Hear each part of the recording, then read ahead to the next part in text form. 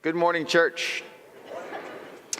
Alex, I don't know where you're sitting, but big thanks to you for leading our thoughts this morning. You are right in front of me. Thank you for what you shared. You started with something going on in your own life, and then you connected it to all of us. We've all got something going on, and then you took that and pulled it back into the blood and the body of Jesus, and that's what we do on Sundays. So thank you for doing that. That was really, really meaningful. I hope that everybody had a enjoyable change of pace the last few days. I often find in my own life change of routine, sometimes a change of location just leads to some refreshment. And so I hope that happened to you over the last few days. I ate more pie in the last 2 days than I have the entire calendar year. It was a lot of pie. Who ate pie? Raise your hand. Anybody? Good. That's what you should do this time of year. It's funny how the memories tied to embarrassment tend to stay with us. So when I was in third grade, I went up to my elementary school for some kind of a fall fun night. Everybody was doing activities, and you got cornhole and basketball and a cakewalk, all sorts of things, all of which I like. And I surprised my parents and myself for that matter, and I got in line for something I'd never do. It was the line for face painting. None of my friends were in this line, and I just stood there by myself waiting to get to the front of this line so someone could paint my face. Now, does anybody have any guess as to why, as a third grader, I would do something completely out of character? It's always about the girl, you know? Her name was Erin Smith. She was the cutest girl in the third grade, and I reasoned that if I just stood in line, she was about 3 people in front of me, if I just stood there, that she would notice me and then somehow she would pay attention to me, maybe become my girlfriend. And so I stood there without my friends for the longest time. And I got up to the front of the line, and that's when I realized this is not face painting. This is makeup. It hadn't dawned on me. I was the only boy in the line. It didn't dawn on me. So I'm up at the front of the line, and now my heart is racing.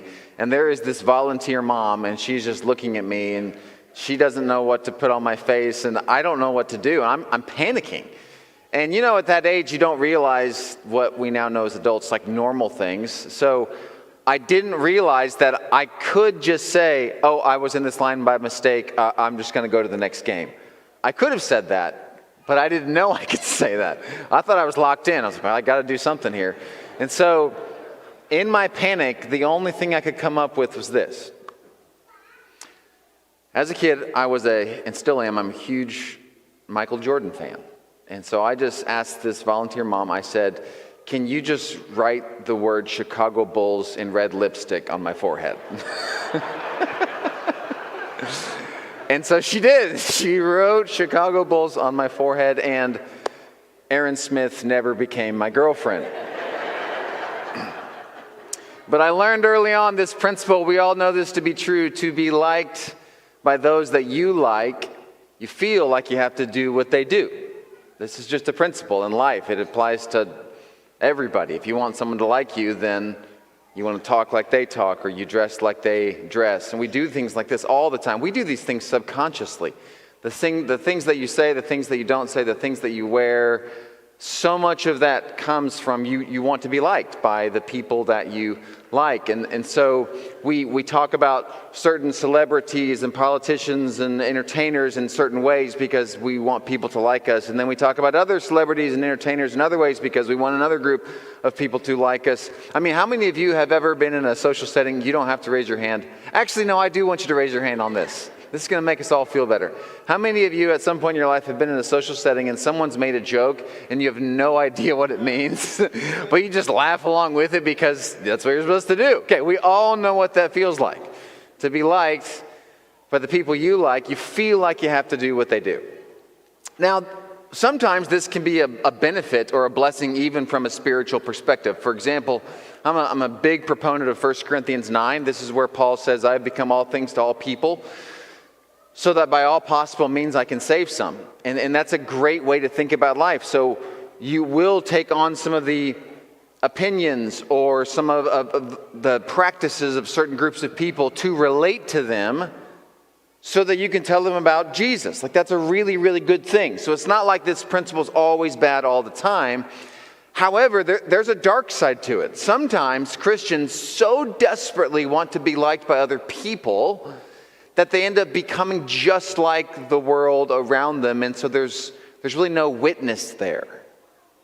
In fact, there was an article written just a few years ago by a secular agnostic man named Ben Sixsmith, and it was very indicting towards Christians.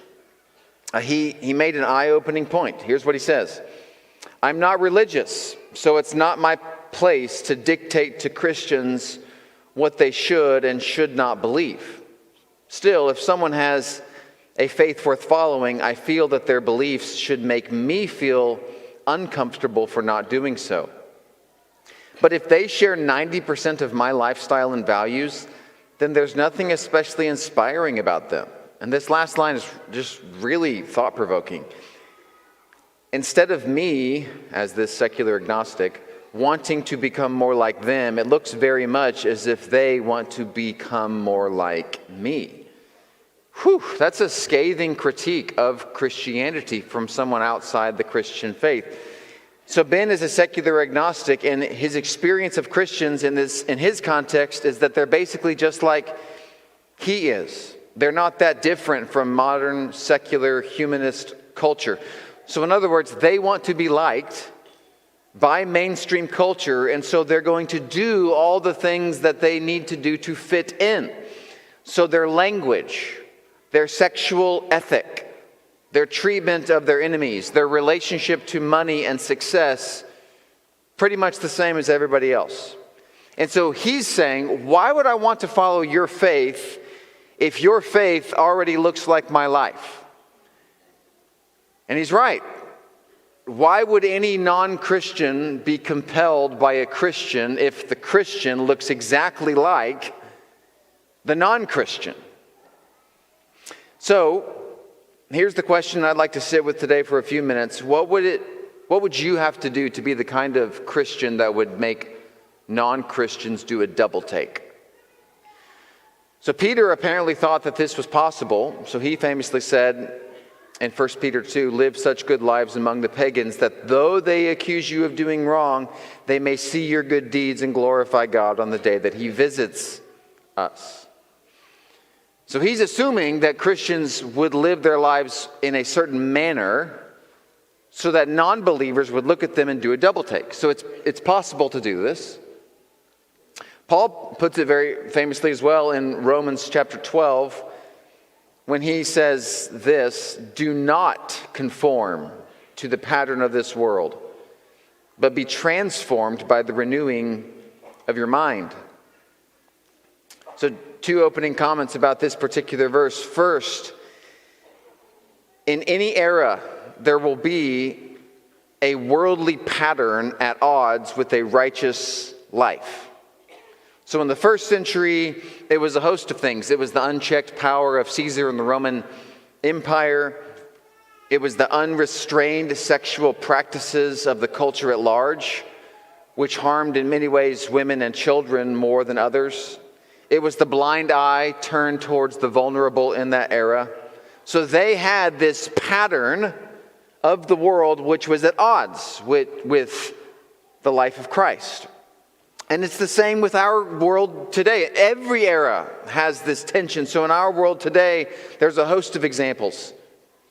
Rampant individualism, which says that you should untether yourself from any group, tribe, or authority. You do you. Well, that's at odds with the way of Jesus. Or there's the obsession with winning. You should do everything in your power, or even outside your power, to get what you want. I've thought of that lately with all of these gambling schemes, with all these high-profile people who already have a lot, but they want more and more and more. There's the culture of outrage, which is normal in our secular world, but is very much in tension with the way of Jesus. There's the commodification of sex, the denigration of the covenant of marriage. There's abortion. There's the worship of money. There's the idolatry of sports. All of these are antithetical to the way of Jesus. They make up our current pattern. So the first thought to realize or understand from Romans 12, verse 2 is simply that in every era, there's going to be a tension between the pattern of the world and the way of Jesus. But a second truth to remember is there's always a way to resist and transform. Because that's what Paul says, don't be conformed to the pattern of this world, but be transformed by the renewing of your mind. There's always a route towards transformation. So I'd like to give you 3 ways to do that from this text. So first, look at verse 14. So Romans 12 is really interesting. Verses 1 and 2 are almost the thesis. And then the rest of the chapter is that this is what this looks like. Here's how you transform your mind so that you do not simply acquiesce to the pattern of the world. So one of the ways we do this, verse 14, Paul says, bless those who persecute you. Bless and do not curse. Or he says this in verse 19, do not take revenge, my friends, but leave room for God's wrath. So if we are to live the kind of lives that would make unbelievers do a double take, I would suggest 3 things. First is this: we speak differently. The pattern of our world today is to demonize the other side. It's to not give them the benefit of the doubt. It's to not treat them with dignity. It's to see the other side as an opinion, not as a person. But Paul is advocating for something much more radical. He's saying, you should bless the people that persecute you. Very similar to what Jesus said in the Sermon on the Mount. Can you imagine the impact that would make on the world if you specifically chose to live your life that way? And if we collectively chose to live our lives just based on this one verse, bless those who persecute you. In other words, speak differently. A member told me this story 2 or 3 years ago. There was a woman at his work who wrote an article in a local publication about some hot topic issue of the day. And she sent this article on to her editor, her boss, and he read it and said, hey, this is a great article. You've got your facts right. And I completely agree with the overall thrust of your article. However, you're using extremely disparaging language towards certain groups of people. So I'd like you to rewrite it, keep the facts, keep the overall point that you're making, but take out the hateful rhetoric, and let's publish that article. Like, wow, like that my respect for this person who made her make the changes went up really high. That's what Jesus would do. This is transformative living. You can still have your opinions, but you do so you speak with dignity. You bless those who persecute you. So the first thing we do is to speak differently. Here's another picture that Paul paints of not conforming to the pattern. Verse 10, he says this, honor one another above yourselves. Or in verse 13, he says, share with the Lord's people who are in need. So these practices were not in line with the pattern of that time. And they actually are not in line with the pattern of our time either. And so if we want to stand out in our culture today, a second thing we can do is we can treat differently. So first, we speak differently. Second, we treat differently. And what I mean by this is we treat people differently than our culture at large. I was reminded of what this looks like just a few weeks ago. One of my good friends, he's one of our newest staff members, Kendon Murrell, told me this really interesting story. So Kendon is our hymn worker, which stands for Helpers in Missions, and Third Culture Kids Minister, which stands for TCK. And he's been doing a great job the first few months in both of those areas. But he told me this story of something that happened to him in 2011. In 2011, Kendon was over in Japan teaching English at a elementary school, and an earthquake ravaged the area, and ensuing tsunami did more damage, and this nuclear reactor had a meltdown, which did even further damage. So he told me the story of what it was like. He was actually in the school when the earthquake happened, and so he quickly got the kids out of the building onto the blacktop, and he remembers standing on the blacktop, and he says that the blacktop itself was going in a motion of a wave on the ocean. It was just this surreal experience for him as the aftershocks of this earthquake came through. Now, in the subsequent days and weeks, people of Japan were trying to put their lives back together out of this devastation. And most people who were not from Japan left. They got on planes and they got out of there, but not Kendon. He stayed day after day after day, week after week, and then the weeks turned into months, and eventually he stayed so long just helping people, giving food to those who needed food, transportation to those who needed transportation, just being a source of stability to all these people whose lives were falling apart. And he stayed so long that people started to ask him, like, why are you here? Like all the other people from other countries, they've left. What are you still doing here? And why are you helping us? And the only answer that Kenda could think to give was, well, I follow Jesus. I'm a Christian. This is just what we do. And so notice, he was treating people differently than most of the world at large at that time. And so therefore, people noticed it. Oh, that's different. Something's going on with you. When that's what you want to happen. That does make people do a double take. There's something different about a guy like Kendon. And so if we want to push back against the pattern of the world, the first thing we do is we speak differently. Say that with me. Speak differently. The second thing we do is we treat differently. Say that with me.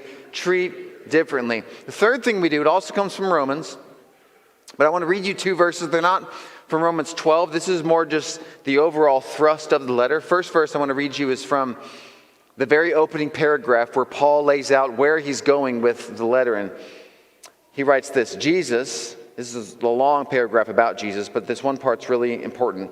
Jesus, who through the Spirit of holiness was appointed the Son of God in power by the resurrection of the dead. So already early in the letter, he's pointing out that we believe that Jesus rose from the dead. And then in chapter 6, he says it very explicitly. He says, for if we have been united with him in a death like his, we will certainly also be united with him in a resurrection like his. Now, these statements, for those of us who are Christians, they're just so normal. We've been reading the passages like this and singing songs like this our whole lives, and so it's just normal. And yet, when Paul wrote these words many, many years ago, they were so at odds with the culture at large. Nobody said things like this. Nobody believed things like this. And so here's the third thing that we have to keep doing as Christians in order to push back against the pattern of the world. We have to believe differently.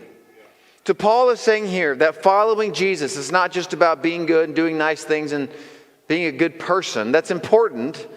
But Paul is actually saying in the book of Romans in general and through so much of his writings that following Jesus is about believing crazy things. Paul is saying, especially in Romans 6, in that one verse, he's making several audacious claims. One, he's saying, we believe that a dead man got out of the ground. He was dead, his heart had stopped, there was no brain function, there was no air in his lungs, and then a few days later, he came back to life. That is a supernatural, audacious, physics-defying, biology-defining belief. And then Paul's saying, not only do we believe that Jesus rose from the dead, we also think that everybody in Christ is going to do the same thing. He's basing all of his faith on this supernatural, metaphysical claim, and he's unapologetic about it. You see, Christianity is not Christianity without the belief in the miraculous. 2nd century author Tertullian puts it in this paradoxical way. He said, the resurrection is certain because it is impossible. In other words, the crazy stuff, the crazy belief stuff, it has to be here. It's what makes Christianity the way that it is.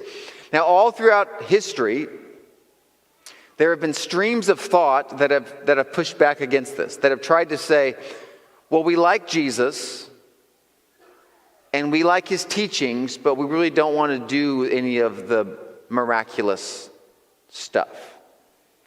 So, for example, the Gnostics in the 2nd century, they thought that the incarnation and the resurrection of Jesus would be hard to believe for the pagan world.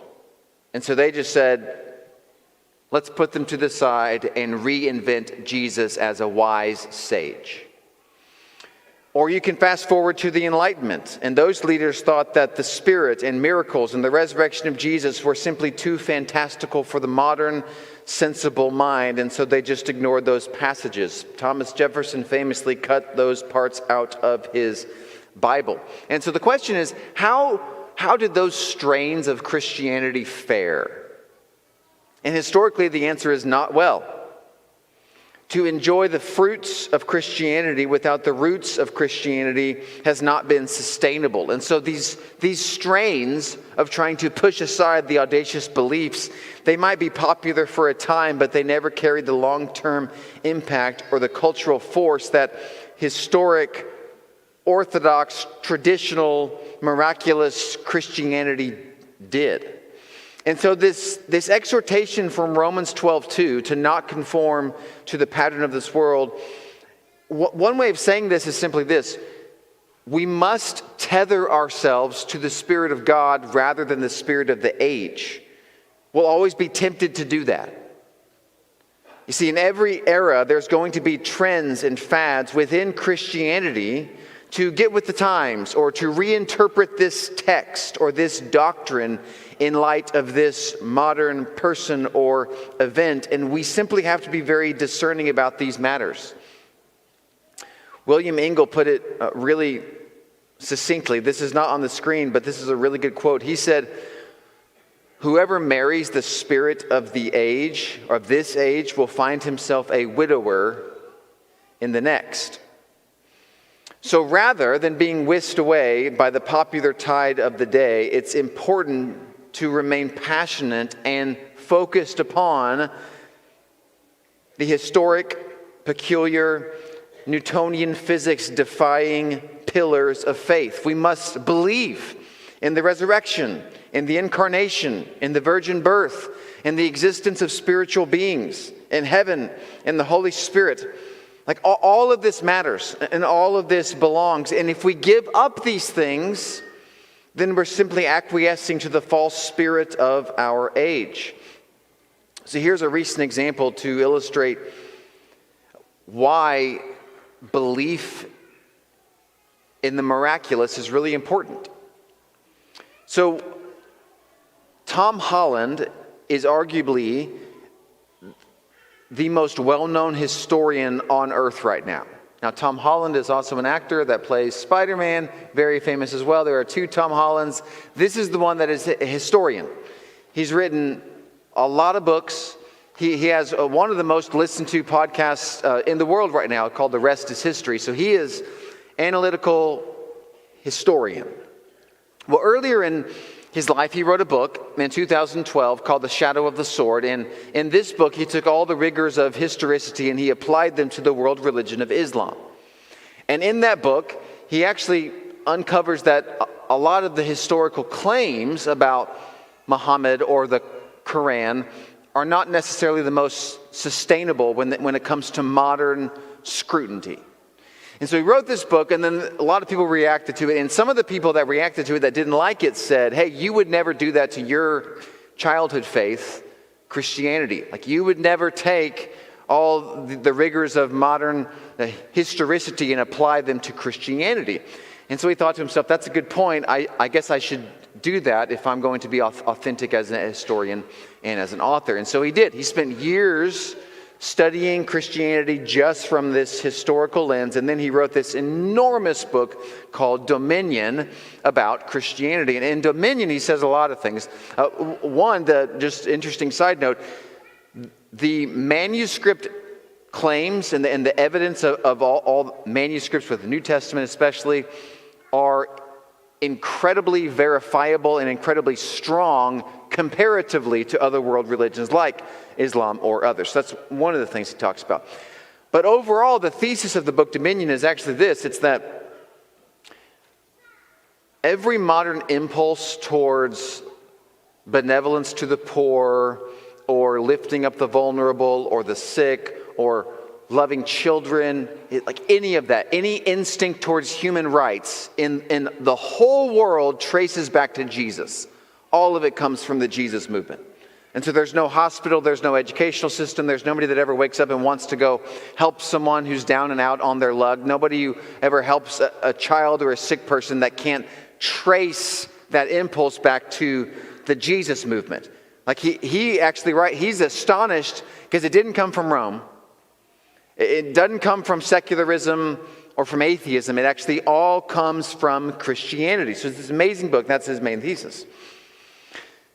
Now, Tom Holland himself is kind of a Mark 9 person. So if you remember back at the beginning of this series, Believe in Me, I did a sermon on Mark 9, where this man famously says to Jesus, I do believe, help me overcome my unbelief. And so Tom Holland would say there are moments where it all seems real and other moments it's hard to believe. Well, he talks about this story, which is so interesting to me, where he had this supernatural experience that he talks a lot about. So here's what happened. It was 2016, and he was filming this documentary about ISIS. And so he's in this city in northern Iraq that is basically been reduced to rubble by ISIS. They've taken over, they've killed a lot of people, but they've left. And so he wanders into the ruins of this church building. And just outside the church building, there are actually crosses where they've crucified Christians in the past, just a few months before he walked into this church. So he walks into this church, and there's rubble everywhere, and he's just picking up pieces of pews, and there's wood, just it's all a mess. And he picks up this shard of a painting of the angel Gabriel. And when he picks this up and he looks at it, he says in that moment, he had this overwhelming experience where all of it seemed true, like everything. He just had this incredible moment of full stop belief. And here's what he wrote about that particular incident. He said this: it was a kind of sweet sense of intoxication, that perhaps everything was weird and strange. And he means that in the best way. He goes on to say, in the moment you accept that there are angels, then suddenly the world just seems richer and more interesting. He would go on later to comment on the churches that seem to be growing in the world they have a particular kind of belief. And so he said this: the area of growth seems to be churches that take the supernatural, angels, and the signs from God seriously. I do not understand why anyone would be interested in a Christianity that is not taking these things seriously. And so what does all this mean? This simply means that you, at some point in your life, maybe right now, you are going to be tempted to acquiesce to our secular culture and give up your beliefs. You're going to feel this pull to maybe put aside your belief in the resurrection of Jesus, or your belief in the new heavens and the new earth, or your belief in miracles or angels or the Holy Spirit. But all I'm saying is that everything in the Christian faith is hinged on these crazy, extraordinary, miraculous claims. Like, you can't have the fruit of Christianity without the root, and the root is based on the miraculous. And so if we ever hope to turn heads and to cause the agnostic, atheist, unbelieving, secular world to do a double take on the way we live our lives, then it's going to come from three things. It's going to come because we're speaking differently, because we're treating others differently, and then because we're believing differently than the rest of the world. In fact, in 2 weeks, I'm going to start a series for our holiday season on angels. And I'm not going to talk about angels simply as these mythical beings of the past, but I'm going to talk about them as present realities present beings which do God's bidding and give him glory. In fact, just as a preview of that series, I'll share one thing about them as we close. So we're about to sing a song, the Jesus Way, which is in so many ways tied to the heart of this message. And while we sing this song, if you need prayers from one of our shepherds, they'll be in the back two atriums. If you'd like to come forward and put your faith in Jesus and in the resurrection and go to that Romans 6 passage where you're buried with him through baptism into death, so that just as Jesus is raised from the dead, you're raised from the dead. That happens at baptism. And if you'd like to get baptized this morning, I'll be down front to meet you. But before we sing this song, just to give you one small point about angels, when we catch glimpses of them in the Bible, they're all over the Bible, by the way, but when we get this opening into the heavenly realms, like Isaiah chapter 6 or Revelation chapter 4, Revelation chapter 5, the thing we see angels doing is they're worshiping. They're made to bring praise and glory and honor to the Lamb, and that's one of the things that we actually share in common with angels. We're made to do the same thing. We are made to worship. And so, would you please stand? Let's lift our voices together with the angels as we worship our God.